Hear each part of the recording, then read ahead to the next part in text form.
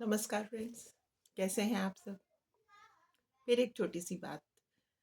हमारी तकलीफ़ें जो भी होती हैं, जिसको कि हम जीवन में दुख कहते हैं, वो हमारी अपनी ही होती हैं। तो उनका हल भी केवल हमारे ही पास है, ऐसे सोच के देखिए। क्योंकि जैसे कि सभी जानते हैं कि हमारे ही कर्म कुछ हमारे सामने आते हैं। हमें याद नहीं रहते, लेकिन निश्चित ही वो होते तो हमारे ही कर्म हैं। तो उनका हल हमको ही देखना होगा। और हल बहुत आसान है। इधर-उधर भागने की कोई काम ही नहीं है। बस सिंपल सी बात है कि हम अभी से इसी वक़्त से इसी क्षण से सही काम करने लग जाएँ, सीधी राह चलने लग जाएँ।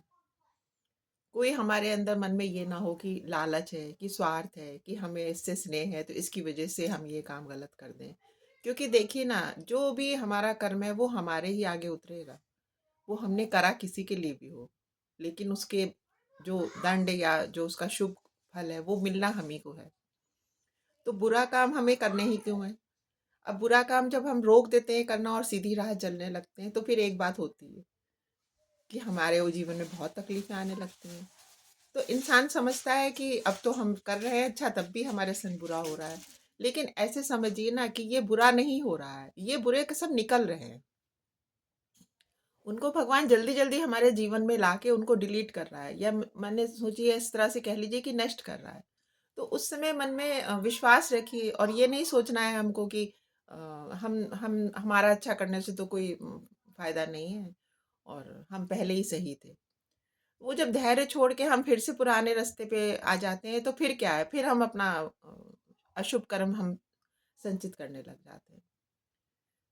क्योंकि बहुत ज़्यादा हमारे पास कूड़ा है पिछले जन्मों का, जो कि हमें याद नहीं है। मैं भी अक्सर कह देती हूँ कि हाँ, मैंने तो अभी नहीं किया, लेकिन मुझे पता है कि इस जन्म में नहीं किया भले ही, बट पिछले जन्म का तो किया ही किया है। क्योंकि ऐसा तो हो ही नहीं सकता कि हमने गलत ना किया हो और हमारे सामने गलत आ जाए। इसको आप स्पिरिचुअल समझ लीजिए, रिलीजियस समझ लीजिए, चाहे तो आप बिल्कुल साइंटिफिक समझ लीजिए कि जो हम बो रहे हैं वही ना तो काटेंगे। सोचने की बात है। तो बस हम सीधा रास्ते चलने लगे और एक दिन निश्चित ही ऐसा आ ही जाएगा भगवान की कृपा से कि सब हम शांति से रहेंगे और हमारे हृदय में हमेशा आनंद ही रहेगा। आप इस बात में ज़रूर सोच के देखिएगा अगर आपकी इच्छा हो तो। बस, आप लोगों ने मेरी बात सुनी। बहुत बहुत thank you friends. God bless you all. नमस्कार।